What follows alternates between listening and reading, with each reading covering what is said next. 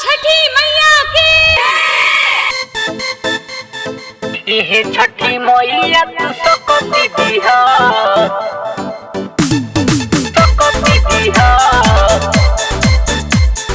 सकती दिहा। धनी हमारे भूखल बाड़ी। म्यूजिक बाय उपेंद्र बाबू। ये छठी मैया तू सकती दिहा, धनिया हमारे भूखल बाड़ी। ये छठी मैया तू सकती दिहा, धनिया हमारे भूखल बाड़ी। पहिला बेरी बरहती उठैली, पहिला बेरी बरहती उठैली, एही से थोड़ा सुखल बाड़ी। एहे छठी मैया तू सकती दिहा, धनिया हमारे भूखल बाड़ी। ए छठी मैया तू सकती दिहा, धनिया हमारे भूखल बाड़ी। ए छठी मैया तू सकती दिहा, धनिया हमारे भूखल बाड़ी। सकती दिहा बहादी कमजोर मोर जिया घबराला। 3 दिन बाद हे छठी मैया यहाँ गा दियाला,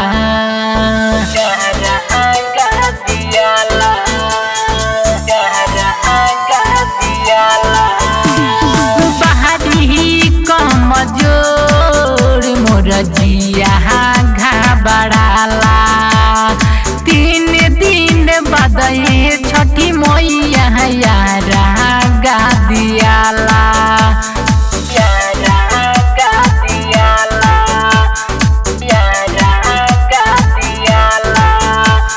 भगती में तहारा घुलल बाड़ी। धनिया हमारे भूखल बाड़ी, भगती में तहारा घुलल बाड़ी। धनिया हमारे भूखल बाड़ी। पहिला बेरी बरहती उठैली, पहिला बेरी बरहती उठैली, एही से थोड़ा सुखल बाड़ी। ए छठी मैया तू सकती दिहा, धनिया हमारे भूखल बाड़ी। ए छठी मैया तू सकती दिहा, धनिया हमारे भूखल बाड़ी। ए छठी मैया तू सकती दिहा।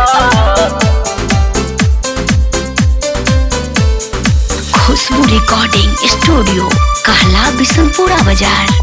मिक्स बाय इमाम बाबू। मंजस मन मोही पर दहया बरसा दी। अमर जीत राजा के जिंदगी के ज्योति जला दी, ज्योति जला दी, ज्योति जला दी। मंजस मन मोही पर दहया बरसा दी। अमर जीत राजा के जिंदगी के ज्योति जला दी, ज्योति जला दी, ज्योति जला दी। भगती में तहारा घुलल बाड़ी, धनिया हमारा भूखल बाड़ी।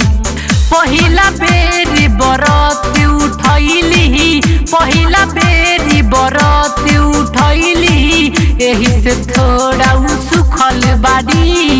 ए छठी मैया तू सकती दिहा, धनिया हमारा भूखल बाड़ी।